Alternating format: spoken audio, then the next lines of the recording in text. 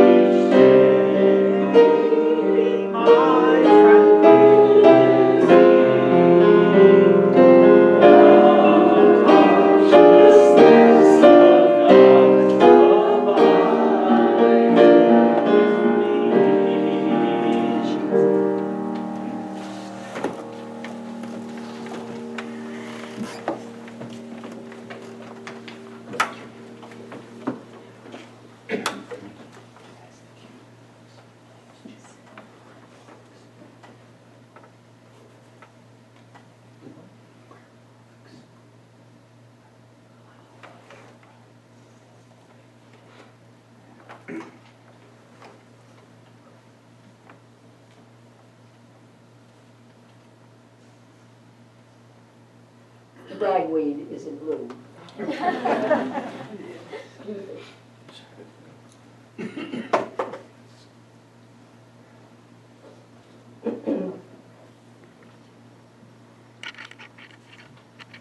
We keep going back to the Bible. We keep going back there because there is such wisdom within it. There are ideas that when we get reminded about those things, we say to ourselves, oh, yeah, I have to keep that in mind because that applies here and here and here. Now see if this applies. This is from Revelation 21:7. He that overcometh shall inherit all things, And I will be his God, and he shall be my son. Well, overcome what? Overcome any lingering ideas that we are what we can see in the mirror. That we can know by just looking down and looking at our bodies. Because we are infinitely more. We are so much more than what we can see. We are the individualized expressions of God. We have the full stamp of approval of a divine being that created all things. And what we have to overcome is our old beliefs about ourselves, our feelings of not being loving to ourselves, kind to ourselves. But most important, we have to keep overcoming a belief in limitation about ourselves. What can limit God? What can limit God within you? Nothing. Nothing except you. Nothing except your accepting a thought of limitation. I can. With God's help, I can. That's a mantra we have to keep remembering in our heads. Keep playing. So important. We are not limited. The children of God are infinitely powerful. God, an idea, and a human being that can make it all work. And work brilliantly, work powerfully, work wondrously. Keep it in mind. Keep remembering that. Say it to yourself. I'm overcoming because I will inherit all things when I do. I overcome that limitation of seeing myself as anything but the individual expression of God right here, right now. Doesn't matter what has happened out here, or a mistake we might have made, or a way we perceive ourselves. We are not what we used to think about ourselves. We are God walking and talking. God's opportunity. This very day. He that overcometh shall inherit all things, and I will be his God, and he shall be my child. We are his child, his beloved child. Shall we say our divine science statement of being? You'll find it in your orders of service if you don't know it by heart by now. God is all, both visible and invisible. One presence, one mind, one power is all. This one that is all is perfect life, perfect love, perfect substance. I am the individualized expression of God and am ever one with this perfect life, Perfect love and perfect substance.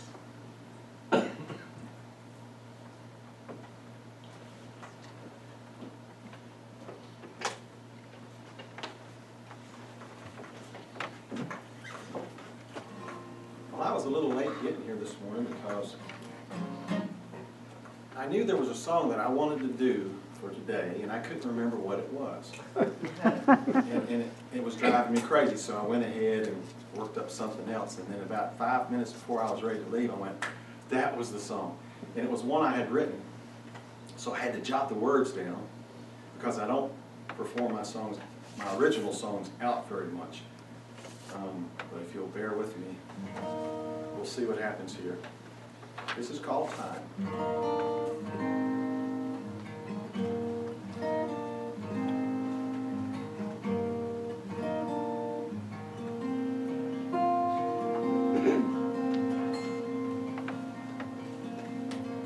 Time is slipping through my hands, like an hourglass of falling sand. The seasons come, the seasons go, and the rain will fall, and the wind will blow, as the time goes, as the time goes by.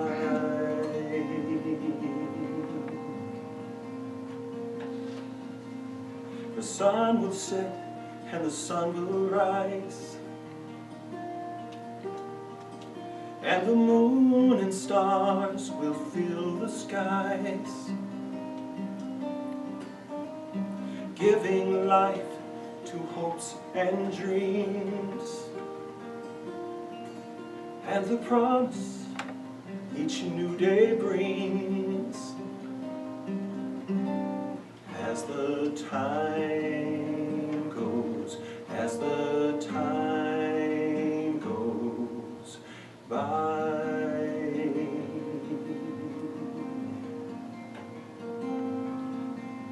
The rivers flow into the sea,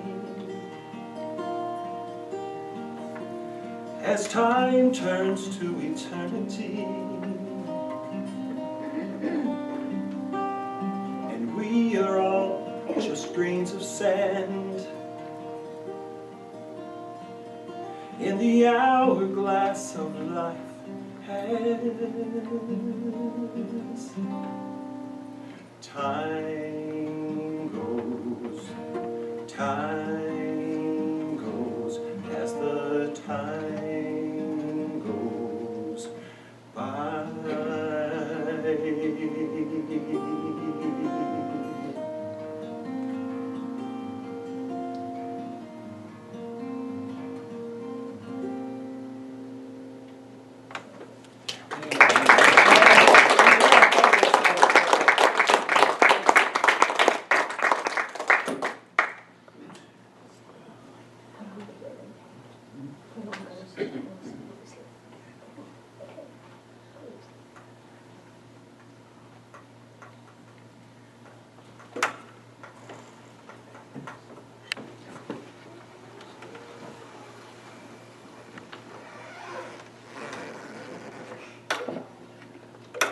Time for our healing meditation. Do we have any prayers in the prayer box? No. Just prayers in your heart. Thoughts for other people, thoughts for yourself. Thoughts that go, oh, I need God's help in this. Thoughts that go, this is a bit too much. I hope this doesn't happen again. I'm up to here with this. Or thoughts that say, you know, could be worse. Could be worse. Look around. You see people who are in worse shape, who are having it so much tougher. Thoughts like that. And as we relax, though, as we remember the truth of ourselves, then gradually the sun begins to shine inside us. Doesn't matter what it's doing outside. The sun breaks into its full glory in us. Yeah, it's going to be in divine order. It's going to work out just fine. I'll look back and think to myself, gosh, I thought it was bad, but look what came forth from it. Turned into a blessing. It turned into an experience that strengthened me. It increased my knowledge. It gave me a rule that, boy, I better not break that one anymore. A consciousness of where to walk in life. So, this moment, with those thoughts of your own challenges, the challenges of others, the challenges of our world, for we hear all the bad things that go on around the world, not the good things, not the loving things, not the compassionate, merciful, thoughtful things, just the bad. Gives us a skewed view of our world. Things are worse than ever before. No, we're just hearing more about what goes on. It's probably a great deal better than it once was. But today, whatever burdens us, we lay in God's hands. We put into God's consciousness, which is our own consciousness, our knowledge that, yes, this is going to work out in divine order for this person and that person. For everyone we know, the people we love, at least those who are closest to us, those we love who are far away.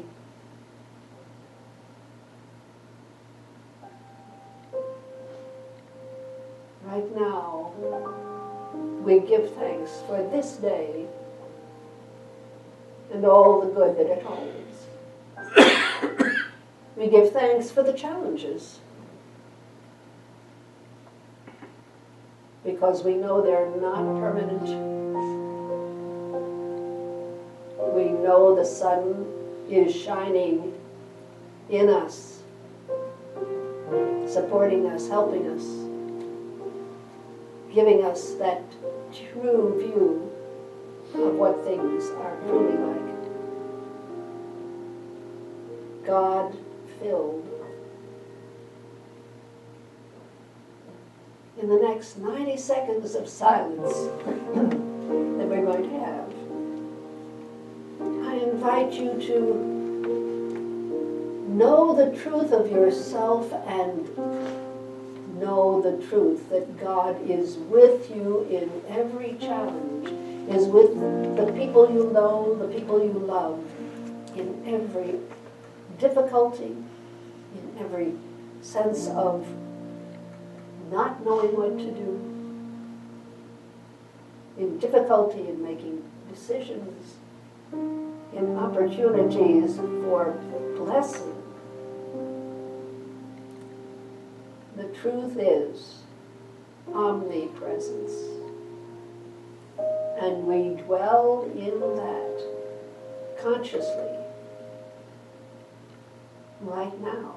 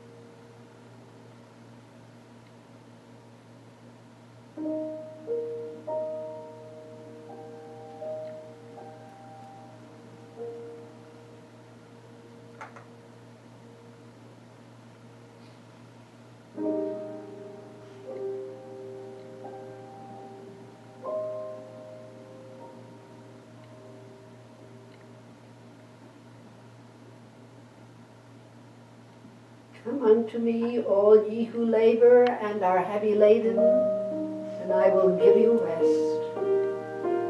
We come unto him. We just talk to him. Like a dear friend, for that is exactly what he is. The dearest, closest, wisest, most loving, most compassionate and powerful friend we have. Beloved Father, for your help in all things, for your help for those who we know and love, for all people everywhere, we give deepest thanks. Amen. Amen.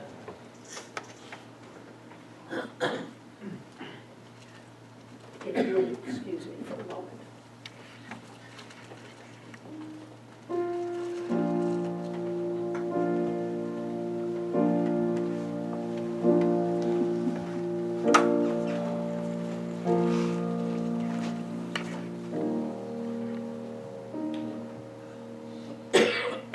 Today I'm going to be talking about oneness. Now, whether we realize it or not, we are, to a greater degree than we imagine really, mental captives of our society. In other words, people routinely believe, accept what their family has thought, has talked about. Their friends, their neighbors, their relatives, and so forth, what they believed about the world and other people, themselves. We just take that in automatically, subconsciously, very often. Of course, that might not be quite so true today because, politically at any rate, because there's such a deep divide in our country concerning politics, but usually it's so. We sort of reflect what everybody else in the family and our neighbors believe. For instance, if you talk to a Hebrew who lived in Old Testament times and asked him to tell you about the world, he would kind of look at you askance and say, geez, were they standing behind the door when they were passing out brains? Of course, everybody knows the world is flat. Look at it, it's flat.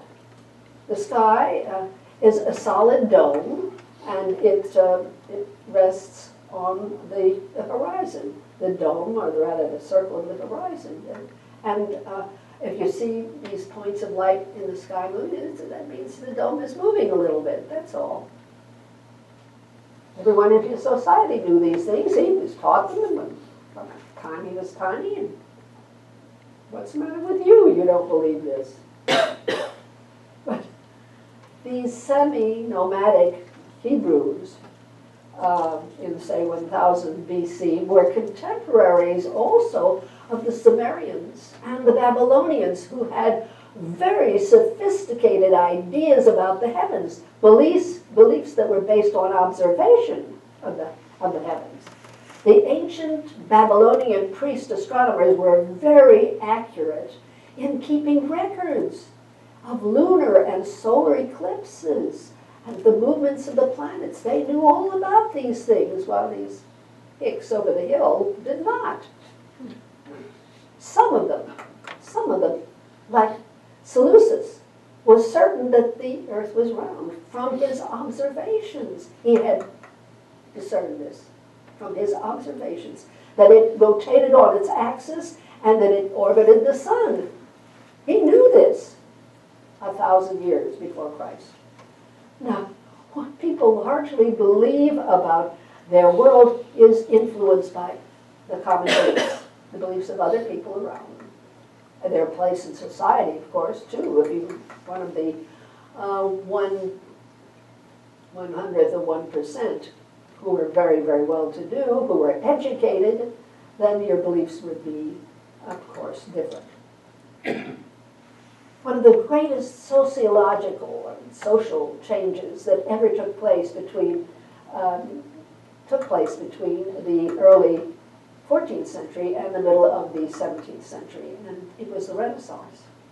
The Renaissance started in Italy, and then it gradually spread throughout Europe. There were these dramatic developments, these educated people, these people with curiosity and the will to learn, to know. And there was this enormous flowering of art and sculpture, of science, of philosophy, medicine, literature, architecture, mathematics, astronomy. But that yeasty time was largely experienced by that 1/100th of 1%, the wealthiest, the most educated, the very intelligent, the very talented. Now, for the average guy on the street, well, life was pretty much like it had always been. Hard, very hard. It was filled with old beliefs and old superstitions. The buildings probably looked much nicer. They built fountains and so forth, and that was really nice. But to the average person who was uneducated, ignorant, superstitious, and fearful, it was just, huh? What's that about? They still believed the world was flat. The devil was close. Art, science, philosophy, that wasn't part of their thinking. What was part of their thinking was, am I going to get enough food for today, maybe tomorrow? In other words, in some societies, in some eras of history, there have been some people, relatively few, sort of the forefront of society, who understood and who have appreciated far more truths about nature, about themselves, the cosmos, art, science, than the general population. Today though, we live in what is known as the information age. More people are educated than ever before. More people have access to more information about the universe and art, history, science, you name it, ourselves, the earth, everything, than any time before in history. And yet, we in our 21st century American society are still very much a captive of certain basic misinformation. Our society, and it's actually a worldview with very few exceptions, sees each one of us as separate and apart from other people, separate from other things. Our senses, especially our eyes, say this to us, communicate a sense of separation. You're there and I'm here. You're sitting one place and the person next to you is sitting a little way away. Now this sense of physical separation, isolation, also leads us sometimes to think that, you know, I'm not as good as that person nearby. They can do things I can't do. They don't understand me. And frankly, I don't understand them. Certainly, we're taught this sense of separation early on. From the middle or late teen years, we were encouraged and expected to stand on our own feet, to take care of ourselves, to think about what we want to be when we grow up, and when we want to separate our life from our family life, when we want to be out on our own. Separation. Separation. We've been taught that there's a limited amount of everything in the world, money, resources, food, fuel, water, opportunities, and so forth and so forth and so forth. And unless we work very hard, unless somebody else, unless we, well, just beat them out of it, somebody else is going to take our share of that good. That's the understanding. That's the expectation. The vast majority of our people, of our society. It takes a lot of generations before people believe and accept life as it's understood by those at the forefront of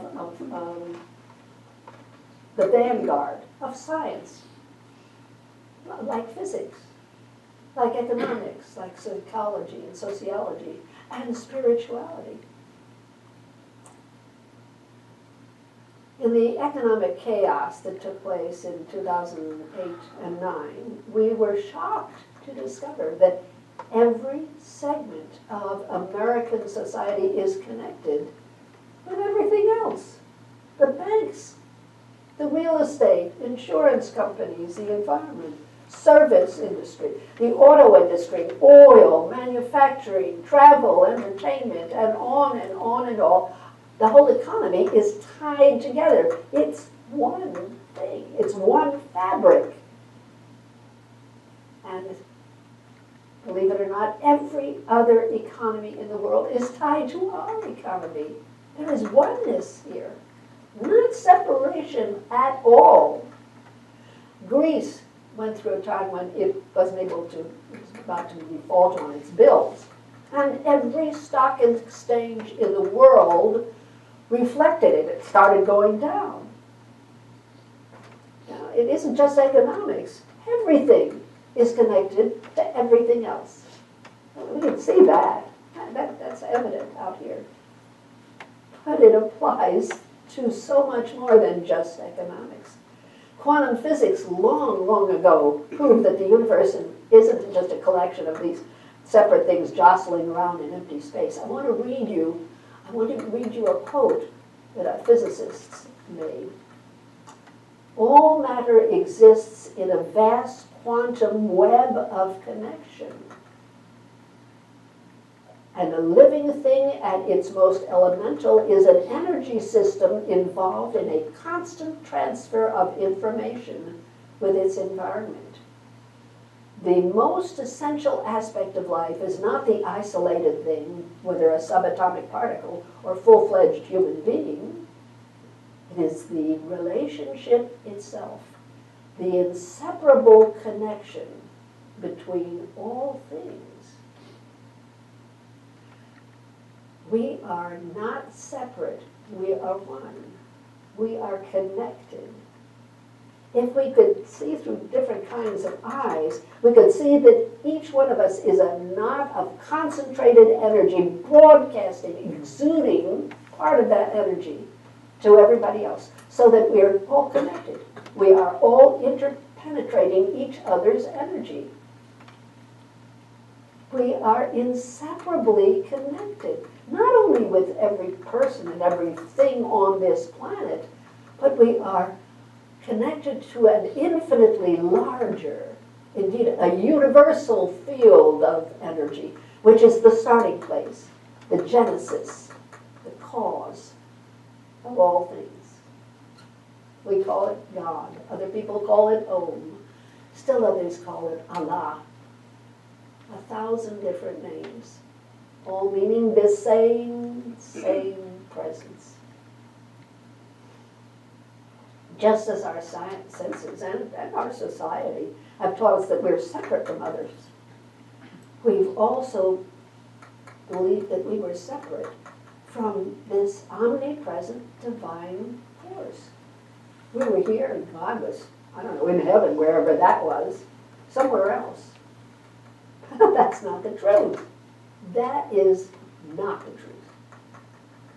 Separation is an erroneous thought. Separation isn't the truth of us physically or economically or environmentally, because pollution happens and it goes everywhere, psychologically or spiritually. In other words, every one of us needs to change our routine thinking about this separation between ourselves and other people. Because what we do, what we say, what we think, our very presence affects everything. Everything around us. Everything in this world. Instead of competition, this dog-eat-dog kind of consciousness that goes on so much, every one of us needs to think more in terms of cooperation, connection, partnership, peacemaking. teamwork, sharing, community, with everybody, at all times. That's what we were focusing on. It reduces our stress tremendously. And it sweetens up our whole environment. It feels great. The truth is that we are really all in this whole experience of life on earth. We're in it together. Now, this sense of connection is something that is very emphasized in certain places. When people have moved mentally from the me and mine to we are all in this together, the tremendous things can happen. We are working together and things begin to happen. Positive things. Now, we see this demonstrated so very clearly in the armed forces. They have a common goal. They work together, they bond together. They are cohesive, they cooperate with one another. They have to. They have each other's back. They never leave somebody behind in harm's way. They are so connected that when they leave the armed forces, they often feel bereft of that support system, that sense of, I've got your back, I'm here for you. Now, they're not just the only ones where this is emphasized. Sports teams. Oh, they have to become cohesive. Was it Brett Baer who said, I've got a lot of great football players, but can I make them work together? See, that consciousness of oneness was missing in some of his teams. But the successful ones have that attitude. They are bonded together. They trust each other. They rely on each other for certain things, important things. Everyone is equally important doing their specific job, and they have the shared goal. That enhances their ability to win. And to win is the best. That's the most wonderful thing. To bring honor to their team, to their hometown, to their fans, to their sport. The teams that have this attitude, this, we're all together in this, they're the teams that win. People can accomplish goals that they never could have accomplished alone just through cooperation, through sharing, through talking to each other, through seeing the good in each other and knowing that the other guy or gal has much to contribute. I recently saw a TV program about Voyager 1 and 2. Now, that was those two probes that were rocketed into space in 1977, and they were designed to take pictures of the outer planets in the solar system. That's Jupiter and Saturn, Uranus, or Uranus, I should say, and Neptune. Now, these scientists were 4 different teams from various places. They were investigators from Caltech, and they were working in conjunction with NASA's Jet Propulsion Laboratory. And not only did they get amazing pictures of these planets when they got close, found out things about those planets that they never dreamed. It was hugely rewarding. But they also got information that they needed very much about the sun's magnetic field, about the particles in the solar wind, about their increase, they increased their knowledge, I should say, of interstellar cosmic rays and plasma. The information that came through was enormous. But what I personally found so inspirational about this was the way they talked about this. They were talking to various of these scientists, and the sense of excitement, enthusiasm of the whole thing, what they were learning, and how sad they were when Voyager finally went into cosmic space, outer space, far beyond the planets. But what they were learning was wonderful, and so clear was the admiration for what other teams were doing, and their support and cooperation with each other. It was great. It was such a demonstration of oneness. I was so impressed. Separation is not the truth of us. Oneness is the truth of us. Cooperation, connection, teamwork, partnership, sharing, community. We try to establish that, and after a while, even the people who hang back will buy in. Because it works. It's practical. It gives us a greater sense of peace of mind, less stress, and most importantly, far more success. The world at large is beginning to find that this is the best way to go. You find this happening more and more in businesses, cooperating with each other, economics, science, and the sociologists and psychologists agree, yeah, you're going to get much more with a group of individuals who are working toward a common goal than you are separate, your little cubbies doing their own thing. Most important to us, especially on Sunday morning, is this is the truth of us spiritually. The truths that divine science teaches are supported by quantum mechanics, quantum physics, I should say. I truly believe that one day the truth of oneness will be commonly believed. It might not be called divine science, no, but it will emphasize what we emphasize here in this room today and every other Sunday. Connection. Connection is the truth of our being. Knowing our connection, especially with this nurturing, creative spirit that is at the center of our being, one with us always. To know that satisfies an empty place in our consciousness. Yes, to cooperate, to seek peace and understanding and support, encourage others, and experiencing the same from them, that feels good, and it accomplishes things. But we also know the law that what we sow, we are going to reap. And what we give to another, we actually are giving to ourselves. So seeking cooperation will bring cooperation. Seeking peace will bring peace. Reaching out to encourage and support others will bring that back to us. The law is perfect.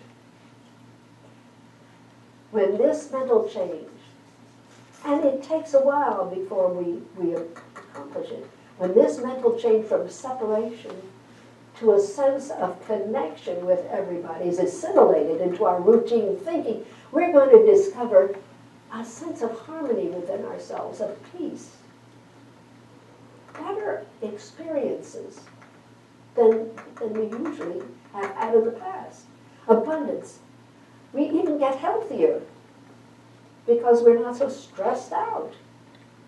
We're going to find ourselves experiencing greater joy in life. And when we look past differences and see similarities, we'll be able to feel this oneness all the more. Oneness with everybody else and with God is not something that happens instantaneously or overnight. Oh no. But in time, with some effort, catching yourself and supplying that thought that I am one with God and I am one with these people, I am one with solutions, I am one with positive energy, I am one with right attitudes, I am one with everything. That's going to gradually change other people, change our whole environment, give us a home wherever we are. Everyone will be blessed with this change. Oh, The world needs for us to do this. Every one of us, right where we are. It needs us. Let's rise to the wonderful, exciting challenge of knowing oneness. Shall we go within and give thanks? We can never, ever be out of the presence of God. We can never, ever be truly separate from anything or anyone. Let us make our peace with it. For as we do so, as we know that it is part of our life right now, and it can bring good to us if we expect good from it. That is what will gradually come forth, begrudgingly even on the part of some people, but will come forth nevertheless. Changes, internal changes as well as external changes will take place. God reigns. Oneness is the truth. Blessings result. And we are filled with nothing but gratitude for this truth.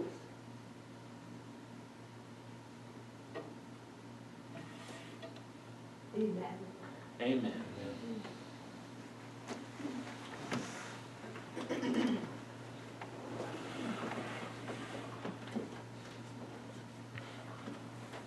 What a wonderful message.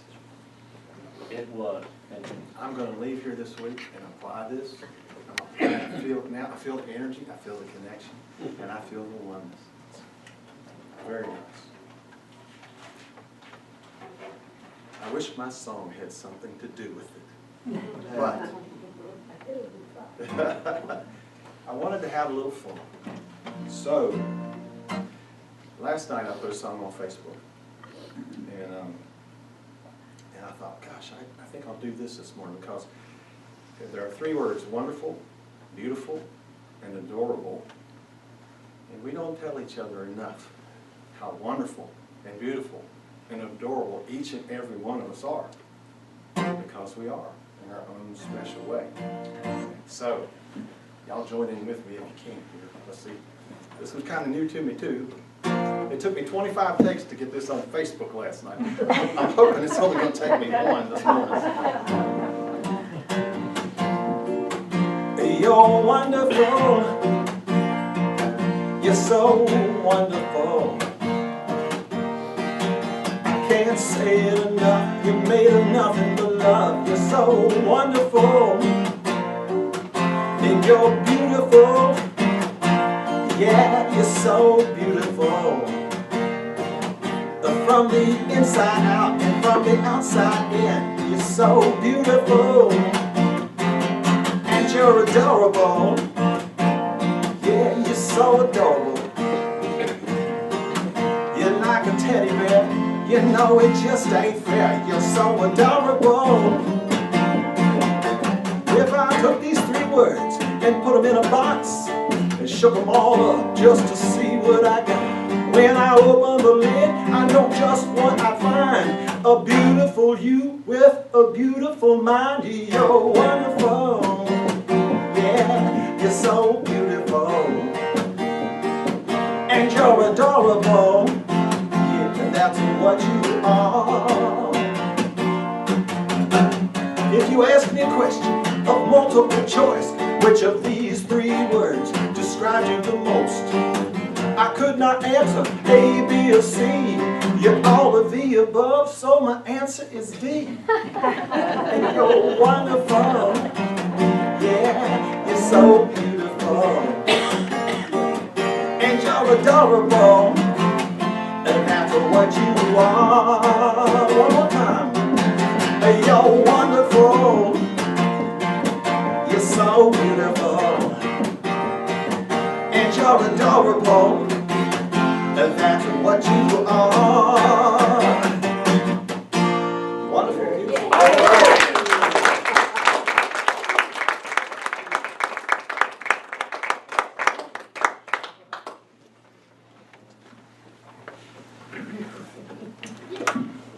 Now's the time for our blessings of the gifts.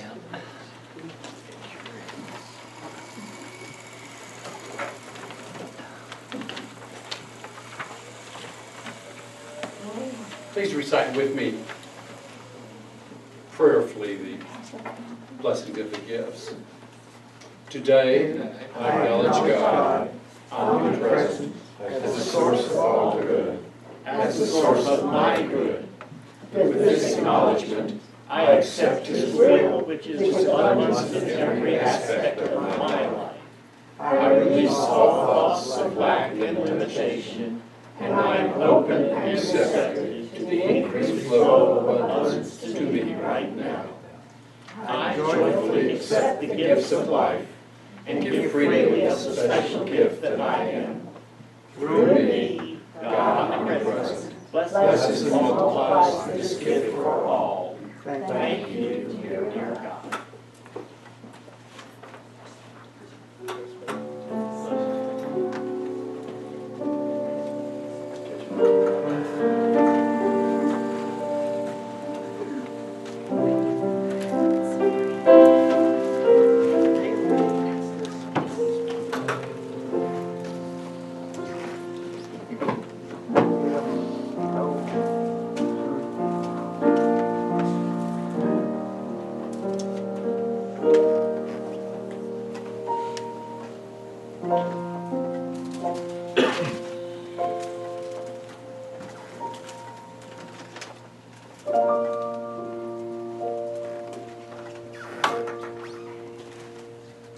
Would you turn to one another and say, thank you for your gift to God's world? Thank you. Thank you. Thank you. Thank you. Thank you. Thanks, guys. And may I this time pass our prayer basket, take a little piece of paper if you wish, and bless yourself by saying a prayer for them.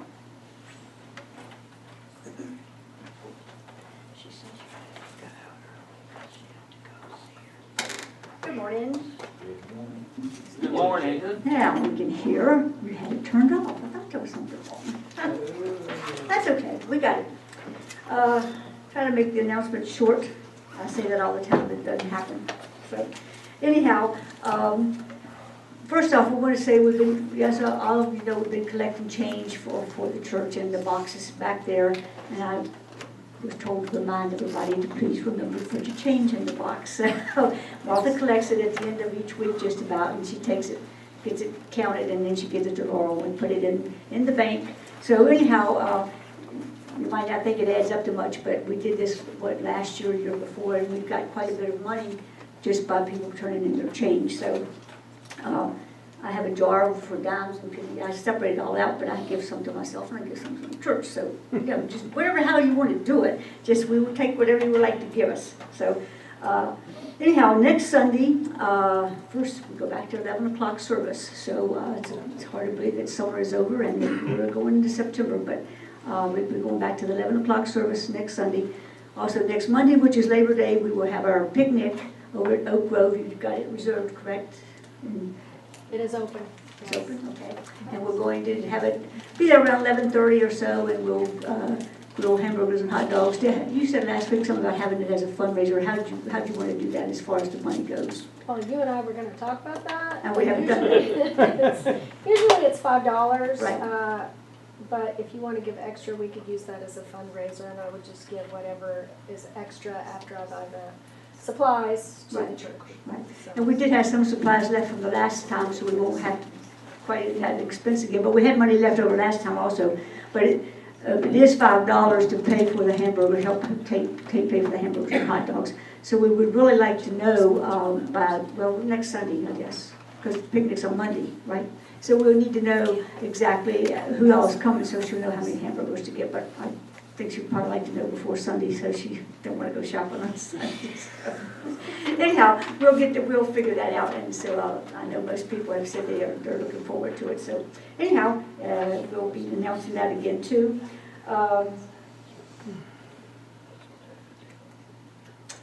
Yes. This week's flower, I passed the flower calendar around. We have some open spots for September, October, and the first part of November, so please consider sponsoring some flowers for Sunday. They're $20, and like I said, you can't go anywhere and buy these flowers for $20 and have them delivered too. So anyhow, these flowers today are for Nancy for her birthday. But as some of you already know, and some of you don't, Nancy is in the hospital. I took her yesterday. She had rapid heart rate, ended up being AFib. Some of y'all don't know a whole lot about that. But anyhow, she is in the hospital. Her heart rate did reset itself yesterday afternoon. They kept her overnight to monitor, but they're going to do a procedure tomorrow morning to help correct some of this problem. So she'll still be there through today, through tomorrow. Probably won't go home till tomorrow afternoon. So I'm sure she would appreciate any call. She was agitated this morning, so she told the doctors yesterday, "I am not a good patient," and we all know that that's true. So, but she asked a lot of questions, and she's never been sick until all this came up, and so she's got lots of questions, and so any support you all can give her, she'll be greatly appreciated. So anyhow, but when the doctor was talking about doing her surgery tomorrow, I said, "Well, happy birthday, because tomorrow's her birthday." Anyhow, just give her all the support you can, and so I will take the flowers to her after a while. As you know, we were talking about fundraisers. We're still trying to come up with some fundraisers, but the board got together and we finally got some estimates on a paint job for the outside and for the foyer and some other things that need to be done. So Bob, Dieter, and Ann made this thermometer, and I don't know, Deb, you want to help me hold it up here, please? Our goal is to raise $10,000. You might say, "Well, that's a lot of money." But as all of y'all know, we paid $7,000 for a new air conditioner, a couple years ago, and we raised that money in less than a year. So anyhow, some of the things, they wanted some new curtains for the kitchen in there. Well, somebody donated those, so that's been taken care of. But to paint the eaves and everything, it requires a lot of work. They had, and first off, trying to get somebody to even give an estimate is like pulling teeth. But Martha highly recommended this guy, and he came and gave us an estimate on the outside and also painting the foyer. But all the eaves have to be sanded down and all that scraped off and sanded down. He's going to power wash the whole church and paint all the windows and all these and stuff. And that was $4,400, which I didn't know if that was a good price or not until I was talking to Laurel and Doug about how much they've had to pay to get something done, and we figured that was a pretty good price. Also to get the foyer painted, which is all the way down the steps. We did talk to one person, and they said even if they had a scaffold, they wouldn't do it. So this guy said he would do it for $850, and he provides the paint. He does it. He does it all. And so the rest of the money, that comes to about $5,200. The rest of the money that we raise, we would like to put in our savings account so that we have money when we need things. Like, this year we had the motor on the fan in the attic go bad, and we're very fortunate that Jerry does a lot of our electric and plumbing work for us. It doesn't, but he has to pay for the parts. So we have, as all of you know, we go from month to month paying our bills. So when we have extra things come up, we have to do a fundraiser. We have to take it out of savings or something. So we're hoping that by raising this money, we can have some extra money in the savings to take care of stuff that comes along. So if you all have a suggestion for fundraisers, as we've said before, we would certainly like to have them. I know the holidays are getting ready to come up, so we may not have a lot until after the first of the year, but we will certainly be working on it. We've got some things in mind to do, but we don't want everybody to have to spend all their money at one time. So we try to spread things out so that people can do things. So anyhow, but if you have any suggestions, please feel free to tell us what they are, and we're open for suggestions.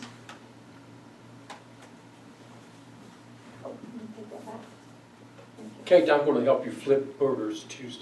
I don't know if that's a good idea after the last fiasco. Our last hymn is hymn number 59, Hour of Prayer. Please stand. We're going to sing 1 and 2. Kate, would you buy some extra burgers? It's hymn number 59, verse 1 and 2. Please stand.